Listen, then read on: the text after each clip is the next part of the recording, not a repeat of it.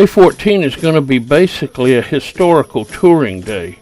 We're going to drive over to the Crow Agency and see the Battle of the Little Bighorn National Memorial.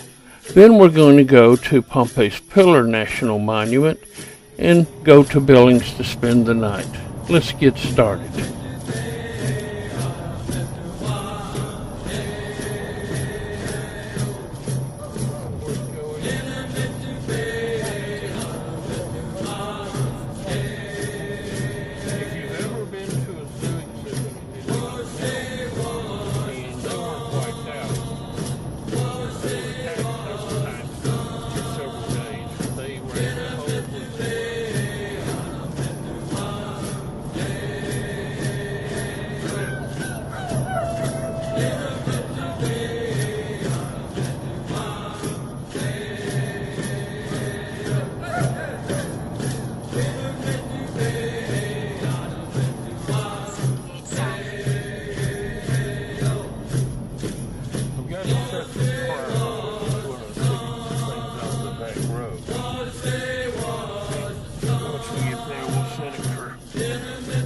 We'll be following along the Yellowstone River until we get to its tributary, the Little Bighorn, and then we'll go up it to the battle site.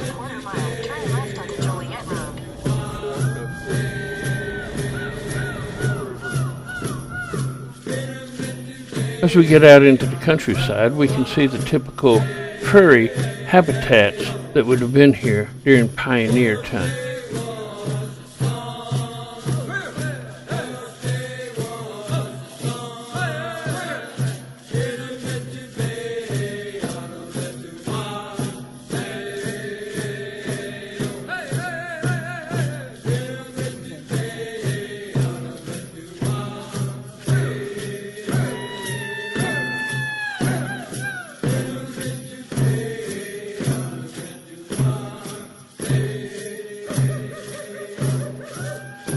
Along the way, we'll see several black-tailed prairie dog towns.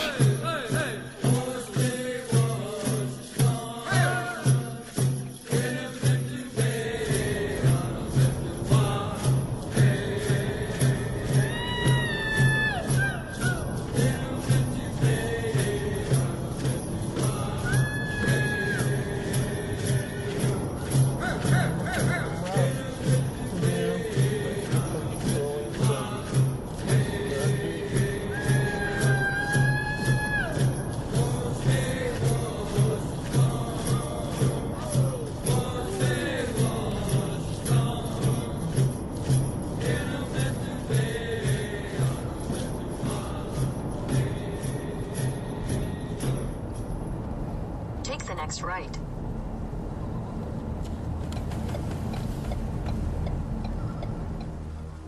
And soon we're arriving at the Little Bighorn Battlefield National Monument.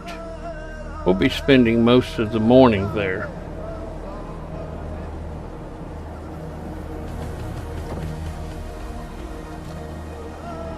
After we park, we'll be exploring around the visitor center a little bit. This is really two parks connected together.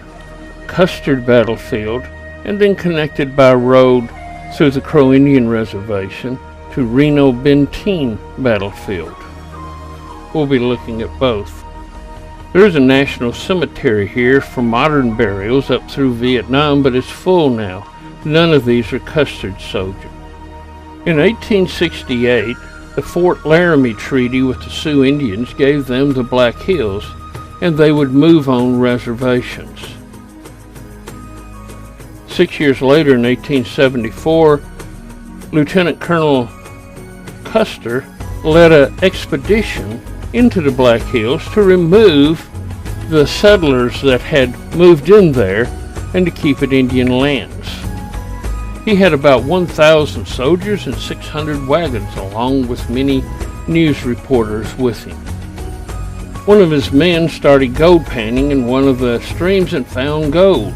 Soon word got out, and pioneers and prospectors started pouring into the area, and Indian wars started. Lieutenant Colonel George Armstrong Custer graduated from West Point, and he was a Civil War hero, leading his troops in many battles. He had 11 horses shot out from under him and was one of the main leaders in various battles and was given credit for helping to win the Civil War. He will be in charge of the 7th Cavalry, and this is some of their equipment that they had. They were scattered from all over the world. In fact, 40% of them were foreign-born. They were very poorly trained and only had 3 bullets a month in order to practice with their Springfield rifles, so they were very inaccurate shooters. His opponent will be Crazy Horse. He is a charismatic leader, not elected, and leads by example. He had a vision that said he would be invincible in battle and impossible to kill. He's going to be aided by Sitting Bull or Tanaka Tak. He's a medicine man who has a vision and leads the people spiritually. He participated in the sun dance ceremony and had a vision that the warriors would win a great victory. The Indian soldiers will be equipped with various types of guns that they can find and bows and arrows. There is a huge Indian village gathered, about 6,000 to 8,000 people, about 2,000 warriors in this valley along the Little Bighorn. This is where the village was, almost 2 miles long, and up here was where the horse herd was. Let's look across this valley. It would have extended all the way across here on this green area with the horses across the main highway there. There were several different reasons that people have been trickling into this village for it to grow so large. First off, they were not being fed properly on the reservations, and they missed their food, and there was a large herd of antelope here. Also, Chief Sitting Bull was here, and he had great powerful medicine with his medicine dance. And lastly, they just wanted to go back to their old way of living and to ignore the reservations. Most probably realized this was the last time they were going to get to live free. In June of 1876, the American military sent 3 armies to bring them back to their reservations. From Fort Ellis went Gibbon. From Fort Fetterman, Crook with the largest force. And from Fort Abraham Lincoln came Terry and a man called Custer was second in command. Crook had the largest force with over 1,000 men. As he approached the village, Crazy Horse gathered an army of 1,000 warriors and attacked him at Rosebud Creek. He lost 57 soldiers that day, with many more injured. They shot over 30,000 bullets and killed only 13 Native Americans. But he claimed a victory because they left to go back home, and so he went back and started fishing. Crazy Horse and his warriors came back to the village and they had a great celebration. They had stopped the army and they had left. They saw that as a great victory. But now Custer is approaching from the east from Fort Abraham Lincoln. Terry has given him commands to act on his own judgment, and so he is now approaching the Indian village. His scouts caught sight of the village from the crow's nest here about 13 miles away, but when he went to look, he couldn't see the village and how big it was. They said, look for the worms in the grass, for those 18,000 ponies in the grass were squirming through it. There's still ponies here today, but he couldn't see them back then and had no idea of what he was running into.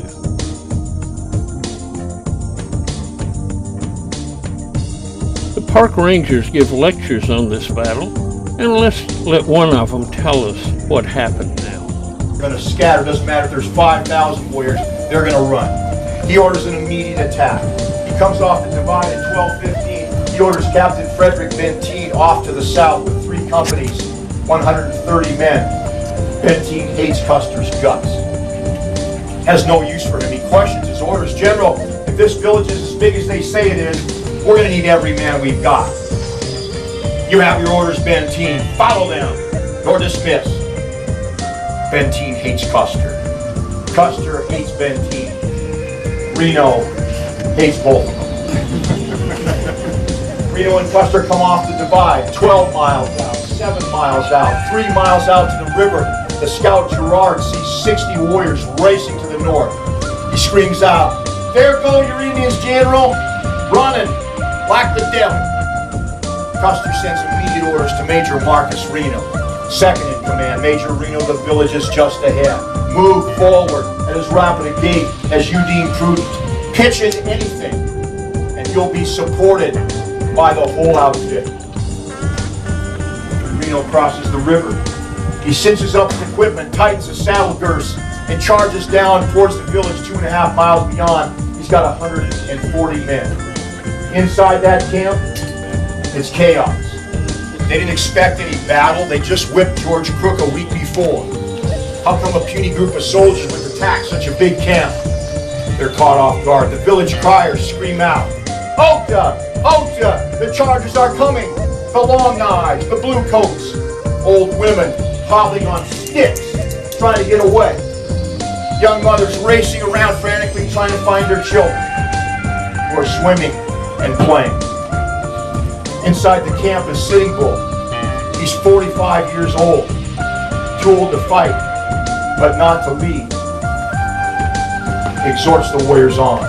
Brave up! Brave up! Strong hearts to the front, cowards to the rear. Ho-ka-hey! It's a good day to die. Young boys, 13, 14 years old, they roll out of the village on horseback, tie sagebrush to the backs of their ponies' tails, and ride back and forth, creating a giant dust cloud. As Reno thunders down the valley floor, faster and faster and faster, at 500 yards, he knows two things. Number one, the village is not running away. And number two, he's never fought the Sioux and the Cheyenne before.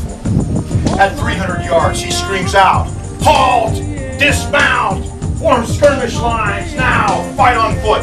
140 soldiers attempt to rein in their horses at 30 miles an hour. Privates Smith and Turley, two city boys, they can't even stop. They go right into the village. Their heads later found on poles. 138 men dig in. Every fourth man is a horse holder. He takes his horse and 3 others, pulls them off the battle line, back into the timber away from the fire. Protect the ammunition packs. Now there's 90 soldiers 5 yards apart, spread across that battlefield in skirmish line formation. And in 10 minutes, they'll face 1,000 warriors. The company commanders order volley fire. They take their big bore Springfield carbines, 45, 55 trapdoor. It shoots a big bullet. If it hits you, something's gonna fall off. They open the trap, drop in the cartridge, close the trap, cock the weapon, 90 guns, ready, aim, fire. Boom! 90 guns go off at once. The bullets rip into the teepee. Double cock. Open up the trap, kick out the spent shell, throw another one in. Close the trap. Ready, aim, fire. Boom! Another 90 rounds. The bullets crash into the teepees, dropping some of them on the ground. Inside the camp, there's a warrior named Gall. He's 6 feet tall. He weighs 250 pounds. His 2 wives and 3 daughters are killed by Reno's charge. When he found out, he said, "It made my heart bad, and I fought with a club." Gall, Crow King, Two Moon, Low Dog, they roar out of the village and slam into Reno. They drive him off the battle line. He falls back in along the river, sets up for a second stand. But now the warriors light the grass on fire. They snap buffalo blankets trying to scare the horses, and they shoot at the horse holders. Reno's feeling very uncomfortable. He finally screams out to the scout Bloody Knife, "Bloody Knife, what are the Indians going to do?" Boom! Bloody Knife takes a bullet right in the head. His hot brains and blood go all over Reno's face. Reno has a temporary stroke entitled post-traumatic stress syndrome. He barks out conflicting orders. "Mount! Dismount! Mount!" Guys are going up and down like yo-yos. And then he barks out the command, those who want to make their escape and live, follow me. He crashes out of the timber, races back towards the river crossing a mile beyond, other soldiers trying to catch up. It's a rout. There's no attempt to cover the retreat at all. Warriors right up next to the terrified soldiers and pump their Winchester rifles into the command. Boom, boom, boom, boom, boom, boom, boom! Tumun said, we mowed the soldiers down. It was like a buffalo hunt. We came up behind the soldiers, slipped our bowstrings over the soldiers' heads, jerked them off their horses, and pounded them with war clubs. We counted 2, which means to touch an enemy with a stick. You're not brave. Why are you here? You should have brought more soldiers. You better go back and get more. 40 men will die in this race with death through a gauntlet of hell. They get to the river crossing. Horses plunge off the bank, crash into the stream, flounder, and men drown. Warriors on top of the ridges rained bullets into the crossing. Folks, the river was red with blood. This was war. It wasn't cowboys and Indians. It wasn't John Wayne. It was war. Reno scratches and claws across the river, gets on top of the high ground 5 miles to the south of us. You can drive right to it. He is a fractured commander, and his battalion is whipped and demoralized. About 10 minutes later, Ben T comes up, rides up to Reno and snarls, "Where's Custer?" Reno says, "For God's sake, Ben T, halt your command and help me. I've lost half my men." Ben T's got a message in his pocket, a note. It's from Custer, delivered to him by Giovanni Martini, the Italian orderly of the day who cannot speak any English. He hands a note to Reno. It reads, "Benteen, come on, be quick. Big village, bring packs. P.S. Bring packs." Neither one of those officers is going to respond with any sense of urgency to that order. It will haunt them for the rest of their days. In the meantime, Custer has stayed up on top of the bluffs and come to the north with 5 companies, 210 men. He tries to go down the ridge into Medicine Tail Coulee, a mile and a half out in front of us. You can drive right to it. It's a freeway into the Cheyenne camp. But Cheyenne warriors slam the gate closed. They have to fall back up the hill. Custer unites on Calhoun Hill at the end of this ridge line, past those cars on top of the ridge where it rises up. 3 clumps of green brush on the end of the ridge line. That's Calhoun Hill. James Calhoun, Custer's brother-in-law, digs in, forms a skirmish line facing the south with about 80 men. And for 45 minutes, he flails away trying to hold the warriors back. In the meantime, Lieutenant Colonel Custer rides out beyond us with probably 80 soldiers, 2 companies. Goes out to the current cemetery down off the bluffs. We believe he's going to try to cross the river, capture women and children and non-combatants who have run to the north, capture them and the fight's over. This is based on Indian warrior survivor testimony and archaeological accounts. But he cannot get there. He has to fall back. When he comes back up to the cemetery, he gets up on top, drives warriors off the top of the hill just about the same time that Gall and Crow King and Toon and Low Dog, after pounding Reno into hopeless submission, peel off of him, roar down and slam into Calhoun Hill like a red tidal wave. Company L is blown off the ridge. James Calhoun is dead. Tom Custer, 2 Medal of Honor recipient, Captain Tom Custer, C Company, they charged down the ridge 700 yards out in front of us, driving warriors back. But a Southern Cheyenne chief named Lame White Man gets off his horse in the middle of the battlefield, turns around to the warriors and says, "Come back! There's not that many soldiers. We can kill them all." They rally up behind Lame White Man. They storm back up the hill, crash into C Company. They snap buffalo blankets and scare their horses off and capture guns and ammunition. Most of C Company boys are now unhorsed. They run to the top of the ridge. Crazy Horse flies down the west side of the river, crosses right below us that deep ravine, 250 yards out in front of us, he flies up the ridge with 800 warriors behind him. He goes right over the top of the hill where that van is on the crest of the hill. The other warriors hang back. Look up here, folks. Look up here. 200 yards out in front of them. They hang back. They're hesitant. They hear gunfire, but Crazy Horse has no fear. Bullets and arrows in his vision can't harm him. He goes right over the top of the hill where that motorcycle is, charges down onto Captain Miles Keogh, the Fighting Irishman. 40 dismounted soldiers fire at Crazy Horse all at once. Boom! They don't hit him. They reload. A second time, White Bull goes over the top of the hill. They don't hit him. Boom! Another 40 guns.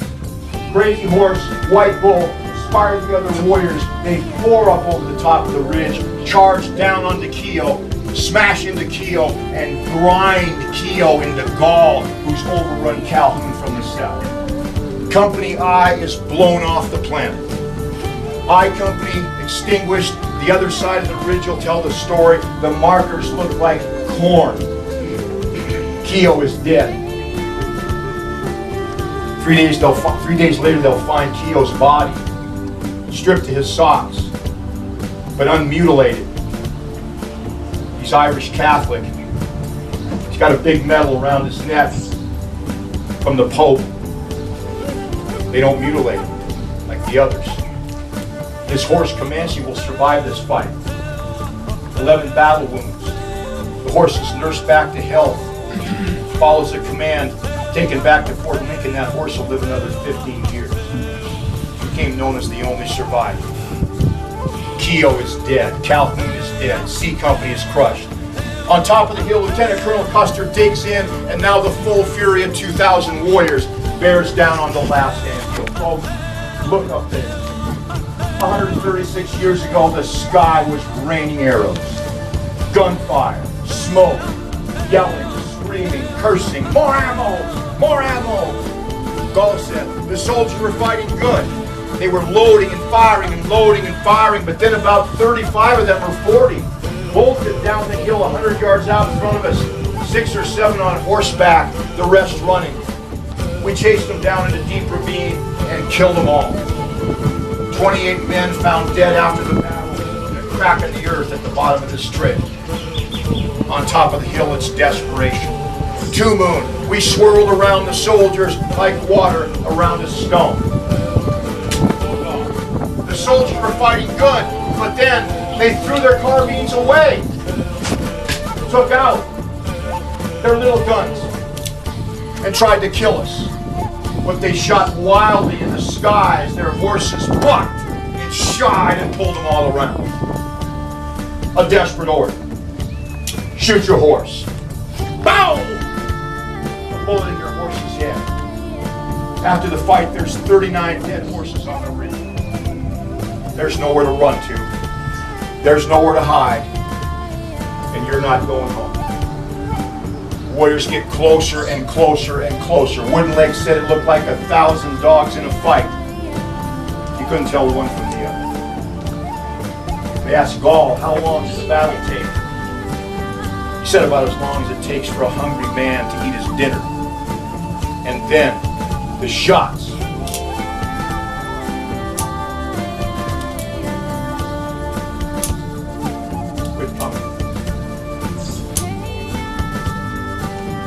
Boys and old men, mounted in the draws of the ravine, stormed the hill on horseback, ride right into the soldiers and pound them to death with war clubs.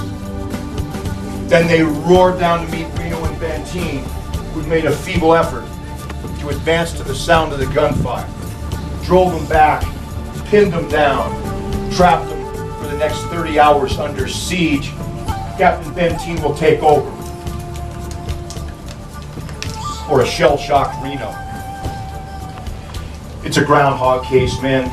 It's do or die. Dig rifle pits now, and they began to scratch and claw at the ground with cups and spoons and pocket knives.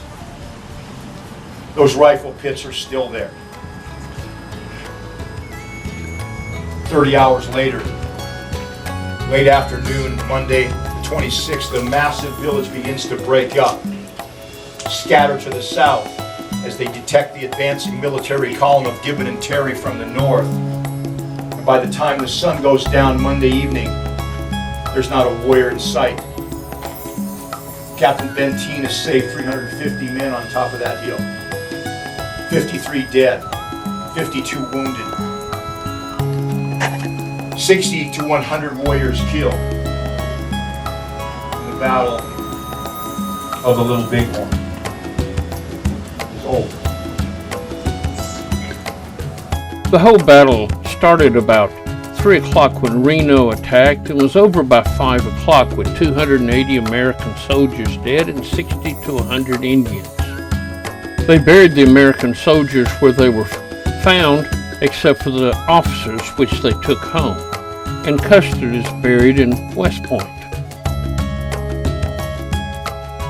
5 years later, they collected all the bodies around the battlefield and put them in one mass grave under this memorial. And then they put white stones out to mark where they were found. There is some confusion though, because as we said, 280 died, but there's only 249 headstones. There's also a mass burial for the horses that died here. They have also started putting out Native American monuments when they can figure out where they died at. They were mainly buried by their people and not left on the battlefield. Now let's look at the Indian memorial that was built in 2003 to remember the sacrifice the Native Americans did here also to keep their way of life. The Arapaho, Cheyenne, Apasukla, Arikara, and Oyata battled here. This defeat at the centennial of our nation was as shocking to them as 9/11 was to us during this modern time. There were several Cheyennes still alive 50 years after the battle that fought here. And now it's time to leave the Little Bighorn Battlefield Monument and head to other places.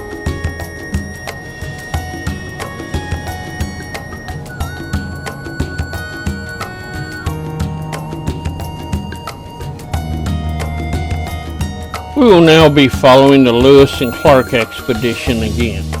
We've already seen several places. Fort Mandan that we visited earlier. We'll see Great Falls later. And we're now at Pompey's Pillar. Clark returned along the Yellowstone River while Lewis went along the Missouri River. Pompey's Pillar National Monument is a special place, for on one of these cliffs, William Clark wrote his name, and it's still there today. This has been a place that Native Americans have come to write and to put petroglyphs for centuries before he came.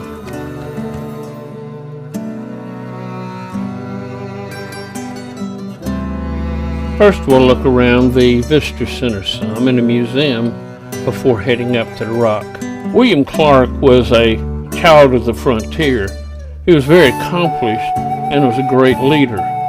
He took along with him Sacagawea, who was born in 1788, and her son Jean Baptiste. He also had with him York, his African-American slave, who acted more like a free man on this trip. And these are some of the types of canoes they would have used for going up and down the Yellowstone.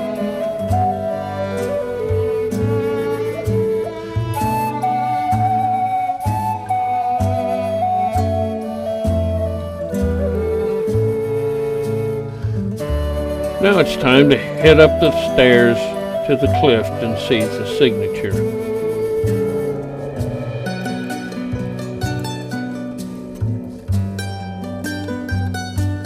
Along the way, they have labeled several plants. This is western snowberry. And this is silver sagebrush. This is what we eat when we eat sage. From up here, we can look over and see the Yellowstone River just a few hundred feet away. Clark felt he had to climb up here and scratch his name along with others that had written here. And this is his name today.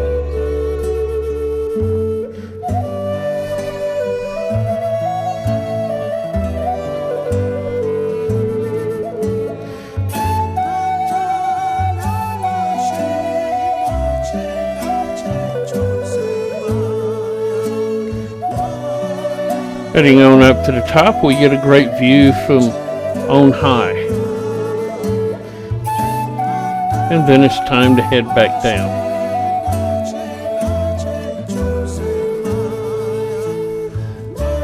And soon a worn-out preacher is heading back to the Visitor Center, and it's time to leave and head to Billings for the night.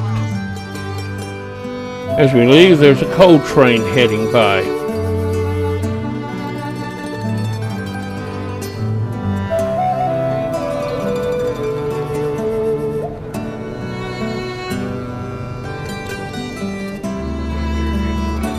Soon we're arriving in Billings for the night and heading to our hotel. And that brings us to the end of day 14.